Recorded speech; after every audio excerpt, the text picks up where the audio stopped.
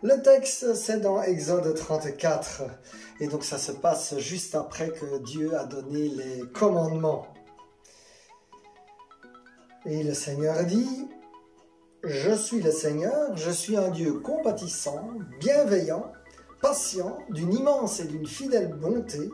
Je manifeste ma bonté envers les hommes jusqu'à 1000 générations en supportant les péchés, les désobéissances et les fautes, mais je ne tiens pas le coupable pour innocent.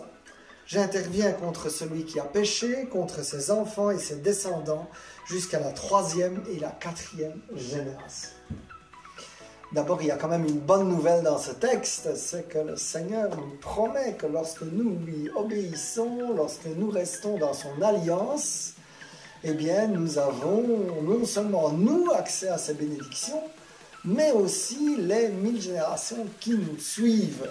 Et donc, dans toute la première partie du texte, il dit aussi qu'il est patient, qu'il est bienveillant et que si nous nous repentons, eh bien, il va nous pardonner nos péchés, mais il ne tient pas le coupable pour innocent. Et là, il y a des choses qui se répètent de génération en génération. Je ne sais pas si vous avez déjà remarqué, si dans votre famille, il y a des patterns, comme disent les Anglais, c'est-à-dire comme des schémas répétitifs. Et donc, souvent, ces schémas répétitifs, je dirais, ils ne sont pas là par hasard. Souvent, il y a des... Je veux dire, la meilleure façon, je dirais, de s'attirer des oppressions, c'est évidemment le péché. Et donc, souvent, il y a un péché quelque part qui fait comme une espèce d'oppression. Et puis, cette oppression, elle descend de génération en génération. Et donc, par exemple, si je cite l'exemple de ma famille, la Bible dit que l'homme quittera son père et sa mère pour s'attacher à sa femme. Et c'était une loi naturelle qui n'avait pas été respectée puisque, j'allais dire, mes parents vivaient avec ma grand-mère, mais la génération d'avant aussi, je veux dire, ma grand-mère et sa mère vivaient ensemble avec son mari, et la génération d'avant, je ne sais pas trop, mais en tout cas, il y avait certainement 2 générations, ça c'était clair, qui avaient exactement le même schéma. Lorsque j'ai rencontré une première petite amie et que je ne connaissais pas le Seigneur, eh bien, sans l'aide du Seigneur, en fait, c'est une espèce de loi naturelle qui vous tombe dessus. Hein. Et donc, j'ai rencontré, on va l'appeler Marianne, qui n'est pas son vrai nom. Et comme par hasard, on voulait s'installer ensemble. Et lorsqu'on s'installe, comme par hasard, elle dit « Ah, mais il n'y a pas de souci, j'ai un appartement de mes parents, donc tout va bien, comme ça, ce sera gratuit, etc. » Et donc c'était vraiment comme une espèce d'attraction et donc et notre relation est tombée sur le lieu et sur l'appartement.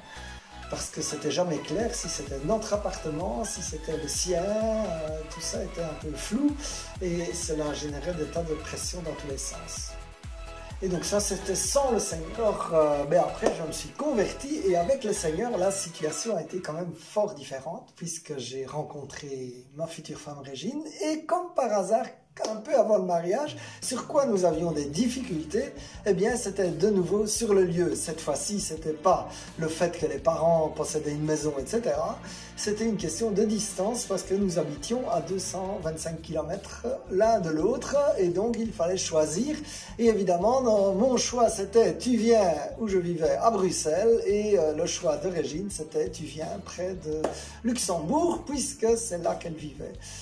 Et donc nous étions vraiment, c'était devenu comme une espèce d'obsession là, et nous étions entêtés chacun sur notre point de vue, l'autre n'a qu'à venir, et évidemment ça a fini par des bagarres.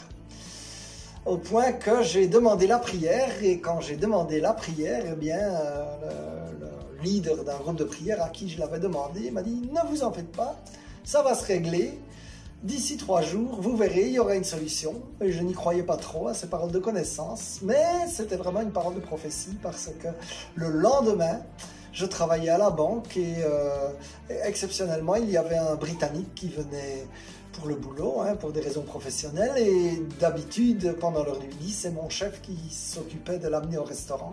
Et cette fois-là, mon chef m'a envoyé avec lui. Et comme j'étais tellement inquiet, j'ai commencé à lui parler, j'ai des problèmes avec ma fiancée, c'est terrible, c'est terrible. Et donc ce Britannique, eh bien, il m'a répondu, vous savez, en Angleterre, il y a des gens qui font Leeds, Londres tous les jours, et ils n'en meurent pas, vous savez.